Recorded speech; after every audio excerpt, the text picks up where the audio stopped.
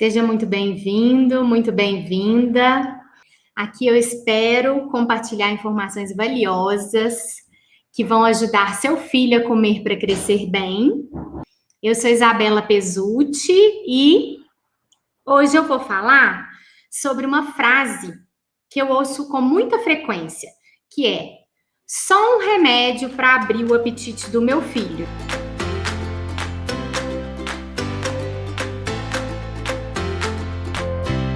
Vocês já ouviram falar em remédio para abrir o apetite, né? O que são esses remédios, na verdade? Funcionam, não funcionam? Faz bem, faz mal? Quando que está indicado? É isso que eu vou falar. Bom, então o que é um remédio para abrir o apetite? Geralmente são polivitamínicos, são complexos de muitas vitaminas, né? Multivitamínicos, que podem estar associados ou não a uma substância que a gente fala de substâncias antihistamínicas. Nada mais é do que substâncias antialérgicas, tá? Então, esses medicamentos para abrir o apetite, eles têm assim, eles estão ali na farmácia, se você for, tem uma prateleira inteira, assim, com só inúmeras marcas, inúmeros tipos, né? Então, são polivitamínicos associados ou não a esses antialérgicos, como eu mesmo disse aqui agora, tá? E a maioria desses compostos não precisa nem de receita médica para comprar, né? O que eu acho um perigo, na verdade. Bom, as vitaminas, gente, eu queria deixar bem claro aqui, elas não abrem o apetite, tá? Isso é uma crença de que isso acontece, mas elas não têm esse poder de abrir o apetite.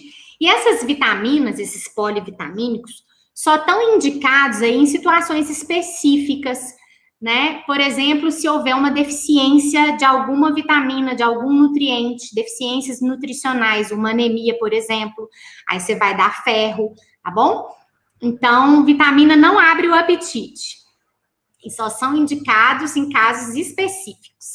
Já os antialérgicos, né, que eles colocam nesses compostos, eles atuam no sistema nervoso central, eles são antialérgicos mesmo, eles são para alergia, mas eles causam mesmo um aumento da vontade de comer. Isso é um efeito colateral desses remédios, mas um aumento da vontade de comer de forma transitória.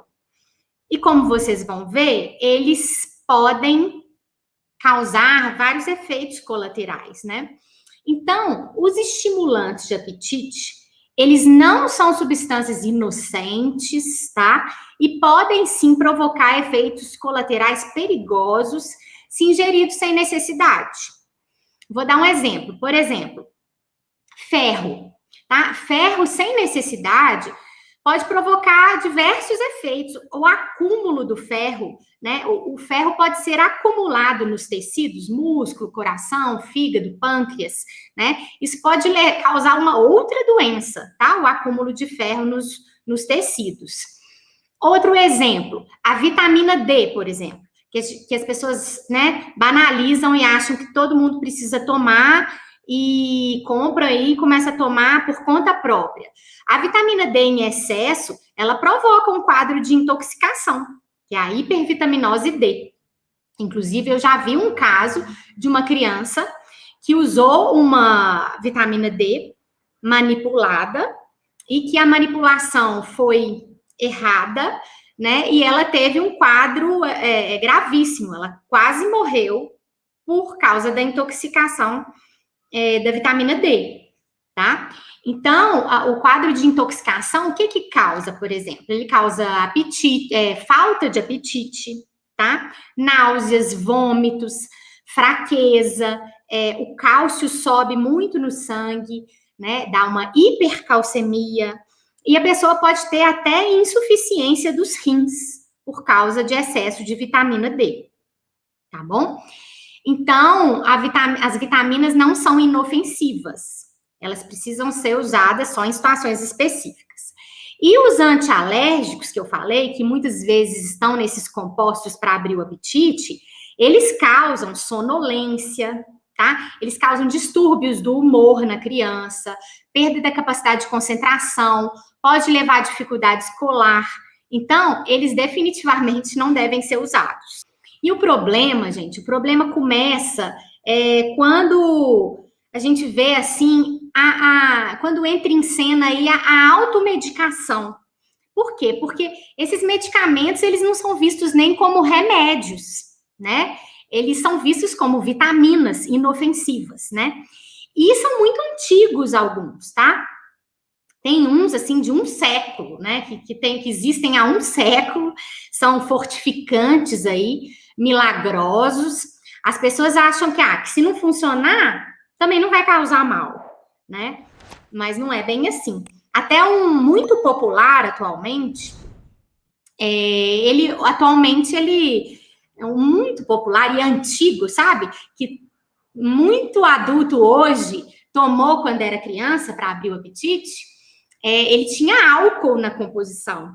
E hoje ele não tem mais álcool, mas ele é simplesmente um composto aí de multivitaminas, ferro, cálcio, né? E que não vai aumentar o apetite da criança, tá? E tem propaganda na televisão, ou pelo menos tinha no passado, né? Com música, prometendo saúde, que a criança vai ficar forte, né? Então, era uma coisa, assim, bem da minha infância, esses fortificantes e medicamentos. Não, medicamentos não era considerado medicamento, como eu digo, esses compostos aí para abrir o apetite, né? E esses fortificantes, por exemplo, hoje eles tirou o álcool da fórmula, pelo menos, mas ainda contém ferro, cálcio, na verdade, é um multivitamínico, né? Que ele só funciona, ele não abre o apetite, tá? Ele não é milagroso, e ele vai funcionar, vamos dizer assim, quando a criança, por exemplo, ela tem uma anemia, e aí tem uma anemia, ela causa falta de apetite. E aí a criança toma esse fortificante aí e trata a anemia. Então, só vai melhorar nessa situação. Mas não é indicado, né? Na deficiência de ferro, que leva a uma anemia, o tratamento tem que ser adequado, né? Tem que ser com suplemento de ferro mesmo, mineral, ferro, né? Específico e na dosagem correta, porque anemia pode causar uma série de prejuízos para a criança, para o crescimento dela e para o desenvolvimento, tá bom? Então, esses fortificantes aí, muito utilizados no passado, né? E até hoje estão aí, né? Nas prateleiras das farmácias e dos supermercados, né?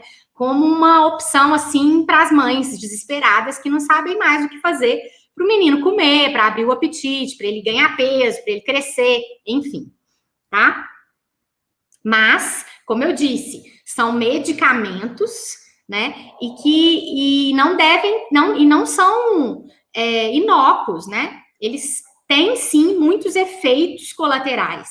Então, essa automedicação, ela deve ser evitada a todo custo, né? Ainda mais com a criança, né, gente? Uma criança, você vai dar, né, um medicamento sem prescrição, né? É muito arriscado, tá? Bom, agora, você pode estar me falando o seguinte, mas meu filho come muito pouco, eu não sei mais o que fazer, né? Ele não engorda, não ganha peso, não cresce, por isso que eu tô dando esse suplemento para eles. E aí, eu te falo assim, ok, mas será que ele come pouco mesmo? Por quê? Porque 50% das mães acham que o filho não come bem, gente. E a maioria delas tem, na verdade, uma percepção equivocada do que é comer bem, tá? Muitas vezes a criança está crescendo normal, está ganhando peso normal, mas é uma criança menorzinha mesmo, uma criança, né? Mas dentro do padrão familiar, constitucional dela. Então, assim, para ter certeza se é uma percepção errada, equivocada ou não, ou se realmente você está certa, você precisa levá-lo a um pediatra, né, para fazer uma avaliação mesmo do crescimento, para avaliar se o peso está adequado para a altura, né? Ou se realmente o peso está baixo, ou se tem uma baixa estatura, né? Avaliar também, o médico vai avaliar a frequência da alimentação, a qualidade alimentar aí ao longo da semana, de uma semana, para avaliar direitinho como que é a ingestão dele. Tá? Então, a primeira coisa é pensar assim, será mesmo que ele não come, que ele come muito pouco mesmo, né? E mesmo, gente, se ele estiver realmente comendo pouco, vamos supor que ele realmente está comendo pouco, ele está perdendo peso, ele está com baixo peso para a altura, para a idade, né? A solução, muito provavelmente, não será um remédio, né? A gente tem que ver o que está por trás desse ganho de peso insuficiente, dessa falta de apetite, né? Por exemplo, agora na pandemia eu atendi várias crianças com um quadro depressivo mesmo, que não tinha sido reconhecido pelos pais, e com baixo ganho de peso, até perda de peso, durante esse período, que não foi fácil para ninguém. Então, não ia adiantar nada dar um estimulante, uma vitamina, um estimulante do apetite para essa criança, que, na verdade, precisa de um tratamento para depressão. Nem sempre medicamentoso, mas agir ali, né, para que essa criança melhore sua saúde mental, para que volte e retorne o apetite. Então, você tem que agir na causa do problema e não ficar dando um medicamento, um paliativo aí, né, que não resolve o problema e só tampa o sol com a peneira, vamos dizer assim.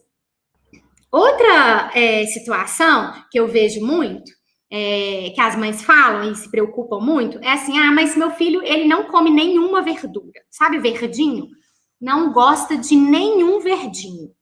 Será que não vai precisar de vitaminas também? Será que não vai ficar com deficiência, né? E precisa repor? E aí eu falo com vocês que esse quadro, assim, é muito comum, né? É muito comum entre as crianças, essa preferência por alimentos, assim, brancos, amarelos, né? Mas o curioso aí é que a maioria dessas crianças, na maioria das vezes, elas não têm deficiência vitamínica. E outra coisa, pensar que se elas ingerem legumes ou frutas, né? Legumes e frutas podem ser considerados alimentos do mesmo grupo das verduras, né? Fornecem os mesmos nutrientes. Então, seu filho pode estar comendo melhor do que você imagina, tá? E ninguém precisa comer de tudo, né? Isso não existe, gente. Ninguém gosta 100% de tudo. Né? Então, se ele come alguns legumes, algumas frutas, pode ser que já seja suficiente, né? Para garantir aí as vitaminas e os minerais que ele precisa aí durante o dia, durante a semana. Bom, frequentemente essas crianças que comem poucas verduras, às vezes frutas também, né? Elas têm um quadro de intestino preso, que a gente chama de constipação intestinal.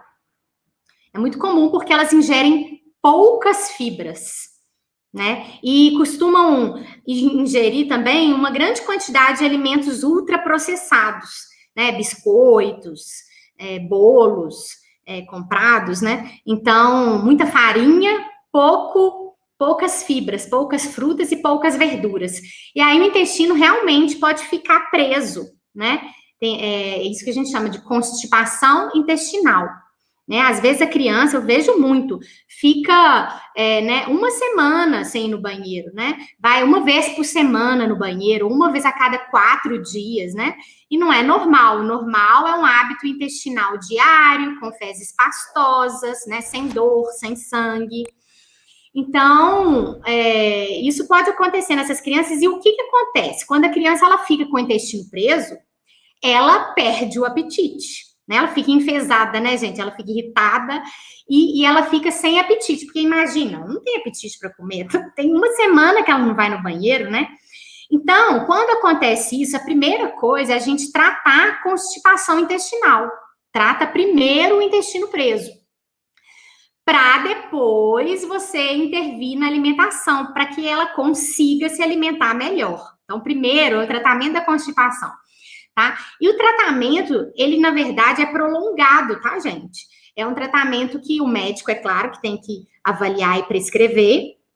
E o tratamento, ele é prolongado, como assim prolongado? Às vezes demora 6 meses, 1 ano, tratando essa constipação intestinal, para que o intestino, porque muitas vezes a criança ela vai acumulando ali as fezes no intestino, e o intestino fica dilatado, né? E aí é um círculo vicioso, porque agora que o intestino ficou dilatado, ela não sente vontade de fazer cocô mais, né? Então aí você vai dando um medicamento, que na verdade são fibras e tudo, mas em forma de medicamento, mas não são medicamentos maléficos, não, tá? Porque tem uns que não podem ser utilizados. Então, todo medicamento ele deve ser prescrito pelo médico, tá, gente? Então, precisa usar medicamento para o intestino funcionar, e aí, ao longo de 6 meses, 1 ano, o intestino vai voltando ao tamanho normal, para que a criança depois possa parar de usar essa medicação.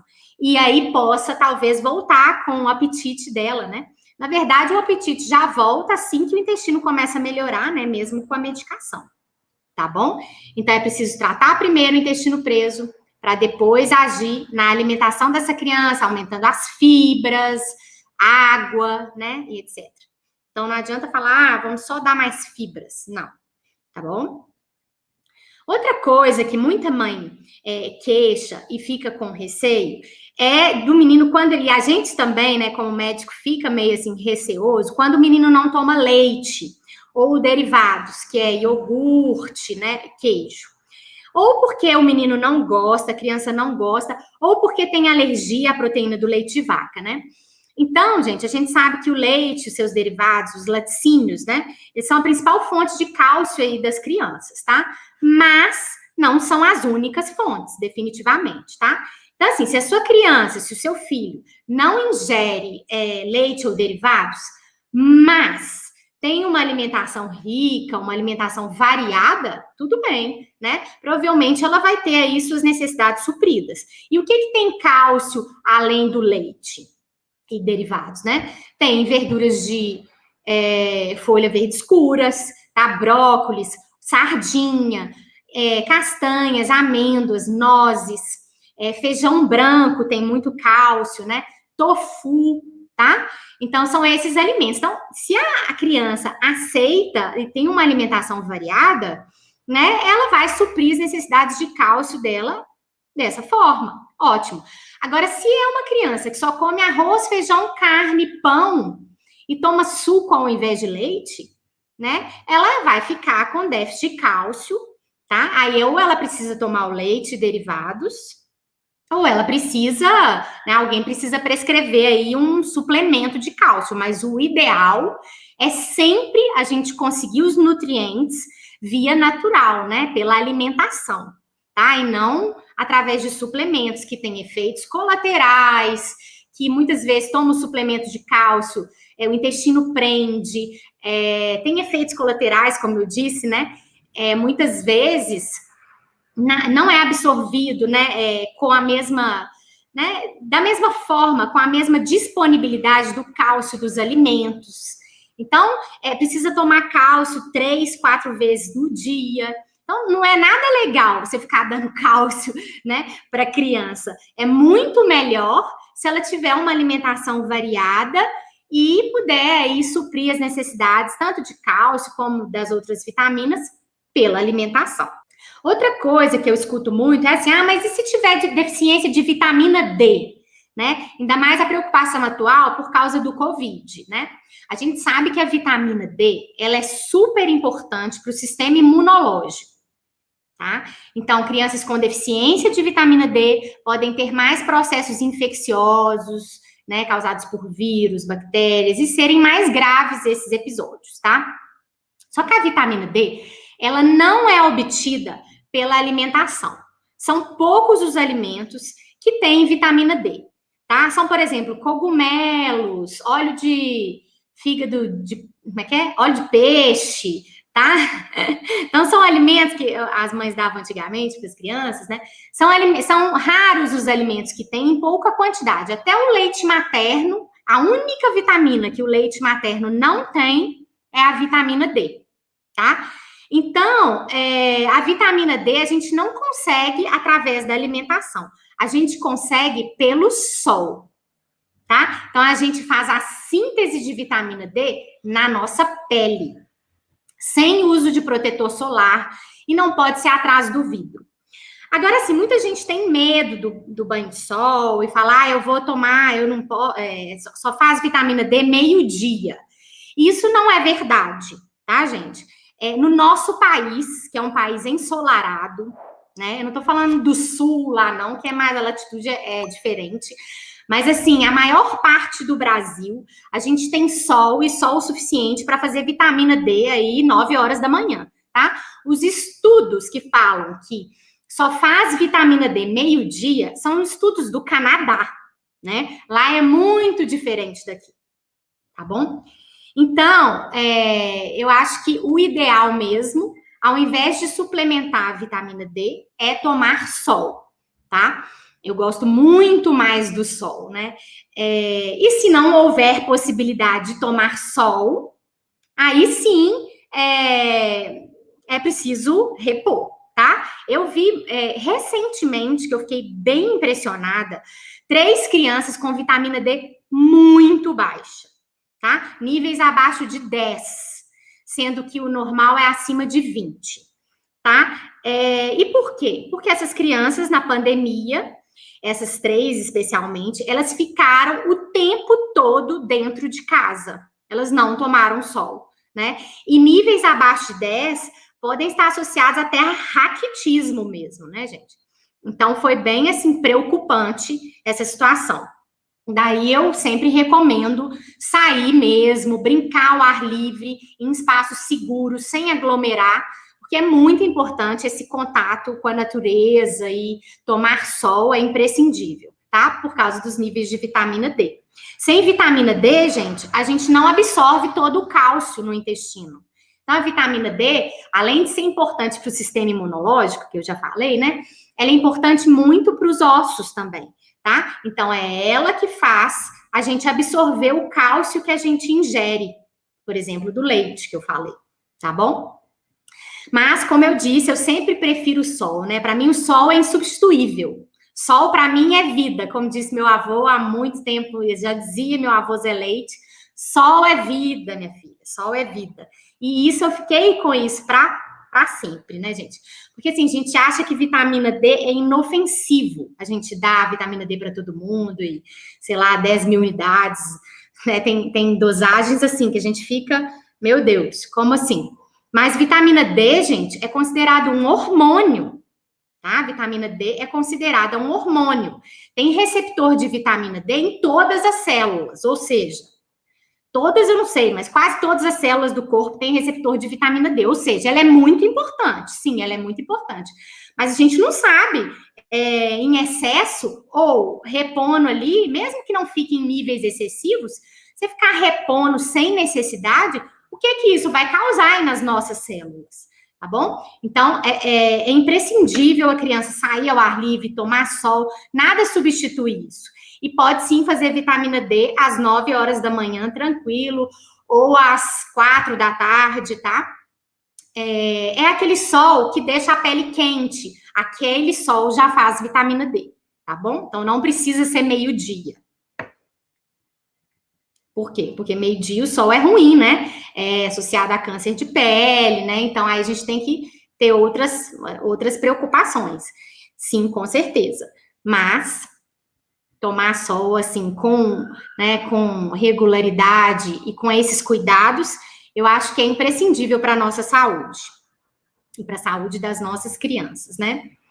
Outra coisa que eu escuto muito é assim, mas se ele tiver com anemia, doutora, se ele tiver com deficiência de ferro, e realmente ele pode, se o seu filho não come bem, ele pode ter anemia, mas essa anemia é especialmente prevalente, ela acontece mais nos 2 primeiros anos de vida, tá? Depois é muito difícil de uma criança ter anemia depois de 2 anos, mesmo comendo mal, tá? É difícil, a não ser que ela esteja tendo, por exemplo, que ela tenha outras doenças que não estejam absorvendo o ferro, por exemplo, que ela tenha doença celíaca, né? Que ela tenha parasitoses, que são vermes, né? Aí pode espoliar o sangue, pode perder sangue oculto nas fezes, né, sem ver, e pode ter anemia, tá bom? Mas, normalmente, uma criança maior, mesmo não comendo tão bem, ela não tem anemia. Isso é mais frequente, como eu disse, nos 2 primeiros anos de vida, quando a criança, ela tá crescendo muito rápido, né? Então, a necessidade de ferro dela é muito grande, tá? E aí, a anemia, gente, ela por si só pode causar baixo apetite, baixa velocidade do crescimento e atraso no desenvolvimento da criança. A criança pode ficar com um QI menor, tá? Então, a anemia é imprescindível da gente prevenir. Como? Tendo uma alimentação balanceada, né? Tem várias formas. A gente previne anemia desde o nascimento, né? Primeiro, fazendo um pré-natal adequado da mãe grávida, né? Que vai fazer suplementação de ferro, né? Que vai cuidar bem para ela não ter um parto prematuro. Então, o menino nascendo com peso bom já tem uma reserva de ferro. Fazendo um aleitamento materno exclusivo, quer dizer, não dá mais nada, só leite materno até os 6 meses. Começar a introdução alimentar a partir daí, né? E começar a introdução alimentar de forma variada, mais devagar, e assim vai. Tem vários alimentos ricos em ferro, além da carne, tá? E eu vou falar depois que tem também indicação de suplementação de ferro nessas crianças pequenininhas, mas eu vou falar aqui mais adiante, tá bom? Agora, se o médico ele tem suspeita de anemia, aí ele vai pedir um exame de sangue que vai avaliar o hemograma, que vai avaliar se tem anemia. E aí precisa tratamento medicamentoso mesmo, com ferro, e não é um polivitamínico que vai ser suficiente, né? Então, você pode ainda ter a falsa sensação de que você já tô dando esse polivitamínico, se tiver anemia, eu já tô tratando. E subtratamento não é nada legal, porque, como eu disse, a anemia traz sérias consequências, tá bom? Para a criança, para o crescimento e para o desenvolvimento dela. Outra coisa que eu vejo muito é assim, mas eu já cansei, eu já tô estressada demais para ele comer, então eu já desisti. Estou muito estressada, estou muito cansada. Isso é muito comum também, né? E eu falo que se você já está cansada, estressada, né, com essa questão da alimentação do seu filho, se ele é muito seletivo, por exemplo, o médico pode até prescrever mesmo um suplemento, um polivitamínico aí específico, ou assim, por exemplo, se ele vê que a alimentação está pobre em cálcio, o médico vai prescrever um suplemento de cálcio, né? Ou se ele não come nenhuma verdura, nenhuma fruta, nenhum legume, pode ser necessário que o médico prescreva aí um suplemento, um polivitamínico, por exemplo, né? Mas, gente, esse polivitamínico como eu digo, assim, ele é um paliativo, né? Ele tem função também de acalmar um pouco a mãe, que isso é muito importante. A mãe ficar mais calma, né? Enquanto aí a gente usa estratégias para ajudar a criança a se alimentar melhor. Então, enquanto a gente toma outras atitudes, né, para ele começar a comer melhor, a gente dá esse polivitamínico, às vezes, para a mãe ficar mais calma, porque a gente sabe que o estresse dela interfere muito na alimentação da criança, como eu já falei em várias aulas anteriores, né? Então, esse polivitamínico pode ser mais um calmante para ela do que, na verdade, um tratamento, porque não pode ser visto como a solução do problema, né, gente? Né? E não é para abrir o apetite, tá bom? Então, pode ser uma coisa aí provisória, mas quando prescrito pelo médico, quando acompanhado por ele, tá bom? Para não ter risco de intoxicação por essas vitaminas, tá? Bom, agora sim, eu vou dar alguns exemplos que eu fiquei lembrando no consultório, que eu atendi recentemente também. Aliás, isso nem foi no consultório, foi lá no ambulatório de pediatria, que eu dou aula para os alunos, né? E a gente atendeu lá uma menina que não comia, segundo a mãe. A queixa da mãe era: eu quero uma vitamina para abrir o apetite do meu filho. E quando eu fui ver a alimentação, né, quando o aluno foi fazer a anamnese, né, a entrevista toda, a gente viu que, na verdade, fazendo o diário alimentar, a gente viu, na verdade, que essa criança, não é que ela não comia, não, ela não comia comida, mas ela comia biscoito no meio da manhã, biscoito recheado no meio ela comia inúmeros ultraprocessados, tá? O dia todo. E, na verdade, essa mãe querendo vitamina para abrir o apetite, na verdade, quando a gente foi pesar e medir ela, a gente viu que a criança estava com sobrepeso. Olha que coisa, gente. A queixa, olha a percepção equivocada da mãe. A mãe, na melhor das intenções, mas olha, era que ela queria uma vitamina para abrir o apetite da filha. E a filha estava com sobrepeso, né? E ela não comia comida porque ela comia o dia inteiro ultraprocessados. Ela era super alimentada, na verdade. Outro caso que eu vejo muito também no consultório é assim, atendi recentemente, né, 2 meninos aí também na pandemia, com quadro de depressão não diagnosticada, e que foi no consultório porque não estava crescendo, e na verdade, esses 2 meninos que eu tô lembrando agora, estavam perdendo peso mesmo, com índice de massa corporal, que é o IMC, abaixo do normal, então eles não estavam crescendo porque eles não estavam comendo. E frequentemente eu vejo que essas famílias vêm com demanda de hormônio do crescimento, né? Porque é como se o hormônio do crescimento fosse a salvação para toda criança crescer. E aí eu vou fazer um parêntese aqui breve sobre o hormônio do crescimento, né? O hormônio do crescimento, ele faz crescer sim, tá? Mas ele tem indicações específicas, né? Ele não deve ser prescrito por uma criança que não tem indicações precisas, né? Ele é considerado um tratamento relativamente seguro, mas ele não é indicado para crianças normais baixas. Por quê? Porque pode ter efeitos colaterais, sim, né? Além disso, não tem estudo de segurança a longo prazo. O hormônio de crescimento, ele começou a ser utilizado em mais larga escala aí a partir do ano de 2000. Então, tem mais ou menos 20 anos que ele é utilizado. Então, a gente não sabe aí as consequências a longo prazo desse tratamento. Há mais de 20 anos a gente não tem esse dado ainda, né? Então, prescrever um hormônio para uma criança que não tem indicação, definitivamente não é legal, né? E também, o GH, ele não vai adiantar se o problema da criança é não comer, por exemplo. Né? Tá perdendo peso, não tá comendo, por isso não tá crescendo, não tem energia para crescer, né, gente? Então, o que adianta dar o GH? O GH a criança tem, né? Ela não é deficiente, vamos supor, não tá crescendo por conta que não tá comendo. Então, não tem GH que faça essa criança crescer sem ela ingerir a quantidade de calorias que ela precisa, certo? Então, assim, a gente tem que ir na causa do problema e não dar paliativos aí que podem prejudicar, tá?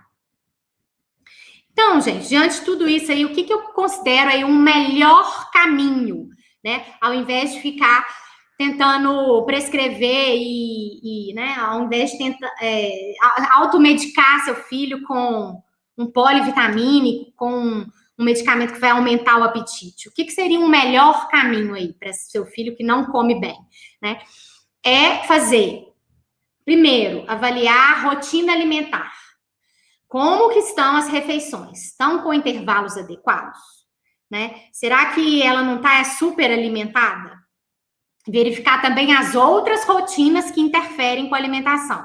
Sono, atividade física, horário de brincar, né, horário de estudar, telas. Como que está tudo isso aí no dia da sua criança? Especialmente nesses tempos difíceis aí de home office dos pais, né? Outra coisa é ter uma visão assim mais ampla dos grupos alimentares, né? Ingeridos aí também ao longo da semana. Se você olha uma refeição só, você vai ficar louca, né? Ele não comeu nada no almoço. E isso é normal, né? A criança, ela tem essa regulação, a autorregulação de fome, saciedade. Então, ela não come no almoço, ela vai comer no lanche da tarde ou no jantar, né? As crianças, elas às vezes comem, não comem todos os grupos alimentares, por exemplo, no almoço, mas ao longo da semana, se for ver, ela acaba comendo, ingerindo a quantidade necessária, né? Com qualidade também. Então, tenha essa visão mais ampla E não só de um dia, mas da semana, né? E não uma semana que ela tá doentinha, que ela tá com falta de apetite mesmo e que não vai comer nada, né, gente? Então, a gente fala que quando a criança ela fica doentinha, né, gripadinha, resfriada, a primeira coisa que vai embora é o apetite e a última coisa a voltar é o apetite, né? Então, ter essa visão e respeitar. Porque, gente, já aconteceu isso comigo, tá? O meu filho estava doentinho e eu lá, meu Deus, ele não comeu nada, então eu tô fazendo uma sopinha, uma coisa, mas a gente fica preocupado que não tá comendo nada, então eu fui dando muito líquido e tal, né? Tentando fazer uma sopa, uma coisa mais leve, mas não tava querendo nada. E aí eu não insisti, não. E aí passou uns 2 dias, eu peguei a virose dele. E aí eu fiquei com uma náusea. Fiquei, assim, o dia inteiro nauseada, passando mal. Sem comer. E aí eu vi, gente, imagina se aí eu me coloquei no lugar dele mesmo, assim, foi empatia, assim, porque eu senti o que ele estava sentindo. Imagina se alguém tivesse tentando me forçar a comer desse jeito que eu tô, né? Passando mal desse jeito. Então, assim, não é o caminho, né? Então, tem essa visão mais ampla das situações que acontecem, dos imprevistos, de um dia ele não comer bem no almoço, mas vai repor depois do jantar, tá bom? Tem essa visão aí ao longo da semana, sem levar em consideração situações especiais e avalie os grupos alimentares. Como eu disse, ninguém come tudo, ninguém precisa comer tudo, tá? Não existe nenhum alimento insubstituível. Então, ele não toma leite, mas ele pode gostar do iogurte. Ele não come abóbora, mas ele pode gostar da cenoura. Tá tudo bem, tá? Ninguém precisa comer tudo, de tudo, tá bom? E não ficar contando calorias, não, tá bom? Se você estiver muito preocupado, o ideal é que você procure um pediatra para avaliar o crescimento do seu filho, né? Muitas vezes ele vai pedir para você fazer um recordatório alimentar ali, e aí para ele avaliar, mas você não fique nessa neura de querer contar calorias e, ai meu Deus, meu filho, tá? Procure um profissional para te ajudar. Agora, só falando, gente, a questão de quando então que está indicada essa suplementação vitamínica, né? Porque, como eu disse, de rotina não está indicado, para aumentar o apetite muito menos, porque vitamina não aumenta o apetite. Mas pode ser que o médico, ele precise prescrever mesmo. Existem situações que a gente prescreve de rotina vitaminas, que são o ferro, por exemplo, né? A Sociedade Brasileira de Pediatria, ela recomenda que toda criança, a partir aí da introdução alimentar, com 6 meses de vida, ela precisa de usar ferro para prevenir a anemia, até os 2 anos de idade. Recomendações atuais até anteciparam isso para iniciar com 3 meses de vida, mesmo em crianças em aleitamento materno exclusivo. Eu, particularmente, individualizo a conduta. Então, eu olho cada situação e vejo se realmente é necessário usar antes de 6 meses. Mas, a partir de 6 meses, durante a introdução alimentar, eu já começo para evitar uma anemia. Por quê? Porque a demanda por ferro nos primeiros 2 anos de vida, ela é muito grande e, como eu disse, a anemia é um problema grave que pode causar déficit de crescimento e desenvolvimento, e a demanda de ferro ela é suprida assim de forma limítrofe pela alimentação. Então, eu prefiro, né, repor. Essa recomendação, gente, ela é para crianças nascidas de tempo certo e com peso normal. Se forem prematuras, baixo peso, a suplementação tem que iniciar com 30 dias de vida, tá? Outra coisa que a Sociedade Brasileira de Pediatria recomenda é suplementar para todas as crianças a vitamina D, tá? Por quê? Porque ela considera que o banho de sol, ele é pouco seguro em termos de causar câncer de pele e muitas vezes a mãe não consegue dar o banho de sol, ele não é confiável. As mães ficam com medo do vento, de fazer frio. E aí, assim, eu tenho uma certa parcimônia em relação a isso. Eu, particularmente, prefiro individualizar os casos. Então, eu ainda recomendo o banho de sol, porque, como eu disse, os estudos mostram que no nosso país aí a gente faz vitamina D, não precisa ser meio-dia, 9 horas da manhã, faz vitamina D. Eu acho que o sol é insubstituível. Então, eu prefiro, nas mães que conseguem ainda dar o banho de sol, eu oriento, e aí eu não prescrevo a vitamina D.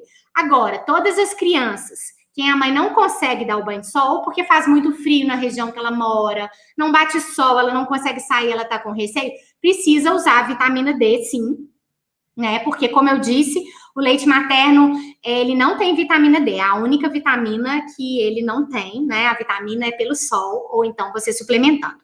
E nessa pandemia agora, as crianças que não estão saindo de casa, elas precisam de suplementar em doses adequadas, tá? Não é doses... O médico, ele precisa avaliar e prescrever na dosagem correta, tá bom? A vitamina D. Então, ó, é ferro e vitamina D, basicamente, que precisam ser suplementadas as crianças de rotina, né? Quer dizer, não tem nenhum problema, pode comer normalmente, pode estar tudo certo, mas a gente prescreve para evitar, para prevenir problemas. E como eu disse, a vitamina D eu só prescrevo quando não consegue tomar sol. Agora, gente, só mais um adendo aí em relação ainda aos suplementos, sem ser esse uso rotineiro, né? Os médicos prescrevem o quê? Em situações específicas. Então, como eu disse, a criança ela não ingere leite, derivados, e ela tem uma alimentação muito pouco variada, então ela, com certeza, ela ingere quantidade de cálcio insuficiente. Então, nesse caso, ela precisa repor cálcio. E o médico vai prescrever, tá, gente? Não, automedicação, não. Não é seguro essa automedicação, mesmo vocês achando que é só uma vitamina, tá? Tem também os suplementos com macronutrientes. Esses suplementos com macronutrientes é aqueles que, às vezes, põe no leite para aumentar as calorias, para o menino ganhar peso. Então, tem vários no mercado, né? Eles têm carboidrato, proteína, tá? Esses suplementos que não são só vitamina, eles também têm macronutrientes, como carboidrato, por exemplo, né? Eles, compostos energéticos, enfim, eles são indicados também em situações muito específicas, do tipo assim, a criança está perdendo peso mesmo, e você está muito preocupada com aquele crescimento dela. Então, quando a gente prescreve um suplemento assim, que é calórico, que tem calorias, que não é só vitamina, né, pura, né, que não é polivitamínico, que não é só de micronutrientes, a gente prescreve só por um tempo limitado e menor quantidade possível. Por exemplo, só à noite, antes de dormir, tá? Por quê? Porque se a criança, ela toma suplemento calórico, porque ela não come bem, ela toma várias vezes ao dia, ela vai ganhar peso sim, mas ela não vai, aí que ela não vai comer mesmo, porque ela já vai ter toda a demanda energética dela suprida por esses suplementos, né? Calóricos, tá bom? Então, prescrever esses leites fortificados, né? Essas nutrições, nutrição integral, né, que é como uma refeição completa, porque o menino não está comendo, isso tem indicações muito precisas e restritas, só quando a criança está, assim, em franca queda de peso, com risco de desnutrição, e você tem que corrigir rápido, tá bom? Outra situação que às vezes precisa também de suplementação desses suplementos com macronutrientes são adolescentes atletas, por exemplo. Vamos supor que um adolescente normal, ele precisa de 3.000 calorias por dia para crescer, tá? Normal. Se ele for um atleta, né, às vezes treina aí, nada 4 horas por dia, ainda faz musculação, ele às vezes precisa de comer 5.000 calorias por dia. E ele não vai conseguir comer 5.000 calorias por dia através dos alimentos. Ele não consegue nem comer o tanto que ele precisa, né? E aí, sim, nesses casos, também está indicada a suplementação, mas também com a ajuda de um profissional, tá? Que é especialista nisso, né? Um médico especialista, ou uma nutricionista, né, que entenda aí de crianças, adolescentes, atletas, tá bom? Então, gente, se o médico prescrever algo, um polivitamínico ou um suplemento, deve ser enxergado aí, deve ser visto como algo transitório, né? Que tem que ser associado a estratégias que vão ensinar a criança a comer melhor, tá? O objetivo aí é dar um tempo, é tranquilizar a mãe para a criança aprender a comer. Então, falando aqui de novo, se o médico prescreveu um polivitamínico ou um suplemento, né, enxergue isso como algo transitório, paliativo, né, enquanto aí você faz aí, adota estratégias efetivas que vão ensinar a sua criança a comer melhor, tá bom? O objetivo é a criança aprender a comer e não ficar dando as vitaminas e os suplementos. Então, se você gostou desse conteúdo, se você acha que pode ajudar alguém, tá? Compartilhe, por favor, né? Você pode curtir esse vídeo, você pode deixar dúvidas e comentários aqui embaixo. Eu vou ver aqui se alguém colocou alguma pergunta que eu posso responder. Ó, primeiro, Priscila perguntou: bebê de 1 ano e 11 meses alimenta bem, mas não aceita mais o leite, a fórmula infantil. E provavelmente não deve mamar em você mais, né? O que posso fazer? Nessa idade, com 1 ano e 11 meses, as crianças, eu não sei se já mamou, né, no peito, mas as crianças já podem tomar o leite normal, né, o leite de caixinha mesmo, tá? Então, com 1 ano e 11 meses, elas não precisam mais de fórmula, elas não precisam dessas fórmulas infantis, tem vários compostos lácteos, tá? Que eu particularmente não gosto, porque se vocês olharem na lista de ingredientes, vai ter lá aromatizantes, conservantes, né? Esses compostos lácteos. E eles são doces, né? Eles têm maltodestrina, que é um tipo de açúcar que aumenta aí o índice glicêmico de forma mais rápida. O açúcar eleva no sangue de forma mais rápida do que açúcar puro, do que o açúcar simples, tá? Então, eu não gosto desses compostos lácteos. Então, com 1 ano e 11 meses que seu filho tem, né? Você, às vezes, está trocando, tirando a mamadeira e passando para o copinho. Ele vai passar a tomar muito menos, às vezes 30 ml, às vezes nada. O que você pode fazer? Continuar oferecendo, mas oferecer também iogurte natural, tá? Queijo branco. Então, só isso aí já basta. Não é necessário ela tomar leite, tá bom? Pode ser os derivados do leite. E como eu disse aí durante a aula, vários outros alimentos também são ricos em cálcio, tá?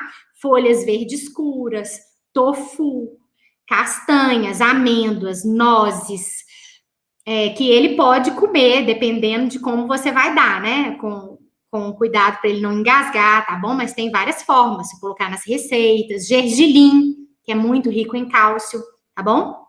Então, não necessariamente ele precisa tomar leite, mas você pode, né? Se você quiser que ele comece a gostar do leite, você sempre ofereça. Se vocês tomam, se vocês têm esse costume, vocês sempre estão ali juntos na mesa bebendo leite, ele vai acabar tomando também, né? No copinho, tá?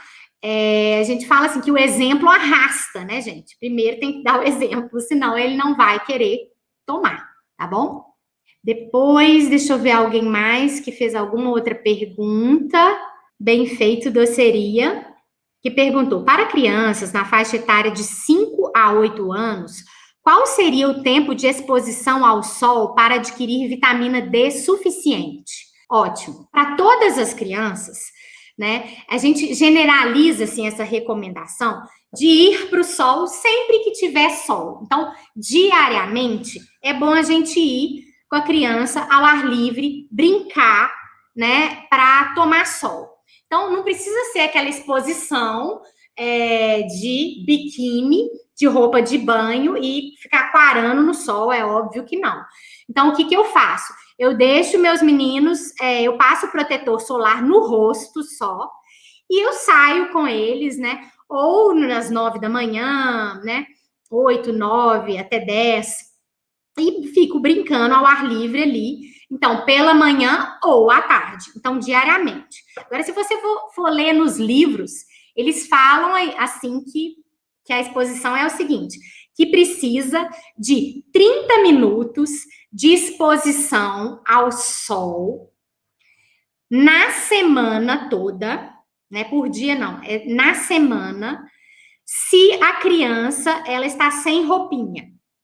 Então, é 30 minutos por semana, se ela está sem roupa, tá? E se ela tem alguma roupinha, 15 minutos por dia, seriam 2 horas por semana. Se são só os membros superiores e inferiores expostos, tá? Então, é essa a recomendação até para bebê, mas criança também. Mas também, gente, isso não é para ficar assim cronometrando, não. Porque essa é uma informação que eu nem dou para as mães. Por quê? Porque varia demais, varia com o dia, varia se está nublado, varia se a criança tem uma pele mais clara, ela faz vitamina D em 5 minutos. Se é uma pele mais morena, ela demora mais para fazer vitamina D, tá bom? Então, eu acho que mais do que ficar cronometrando o tempo, é sair com a criança ao ar livre, com roupas mais frescas e com protetor solar só no rosto, num horário aí que o sol já tá mais quentinho, né? E sair para brincar, tá bom? Sem ficar preocupada exatamente com o tempo, tá? De exposição ao sol. Tem estudo até mostrando, gente, que para fazer vitamina D, a gente se expõe e um tempo suficiente, que eu lembrei agora, né? Que seria 1/4 do tempo necessário para sua pele começar a ficar vermelha. Então, é 1/4 do tempo para isso acontecer. Então, pessoas morenas, que têm mais melanina na pele, elas precisam de mais sol para ficar vermelha, não precisa? Às vezes nem fica vermelha, né? Então, fica morena já direto. Então, elas precisam de mais exposição. Mas eu não ficaria olhando isso. É uma coisa que eu faço, assim, tranquilamente, sem ficar neurada com o tempo. Tá bom? Eu acho que é mais saudável para todo mundo, né? Bom, gente, então é isso. Eu espero que vocês tenham gostado, como eu disse, né? Continuem me seguindo nas redes sociais, se quiserem compartilhar esse conteúdo, né, com alguém que possa se beneficiar, né? Porque tem muita mãe aflita, que o menino não come, né? Que pode ter deficiência de vitamina, nutricional, e essa automedicação é realmente perigosa, tá? Ela pode ter efeitos colaterais perigosos. Então, a gente precisa procurar ajuda especializada, né? Precisa procurar ajuda para melhorar aí, para a criança aprender a comer. E pode ser usado polivitamínico em situações específicas? Pode, mas é um paliativo, como eu disse, tá bom? Até que você consiga ajudar seu filho a comer melhor, para você ficar mais tranquila e conseguir ajudar. Tá joia?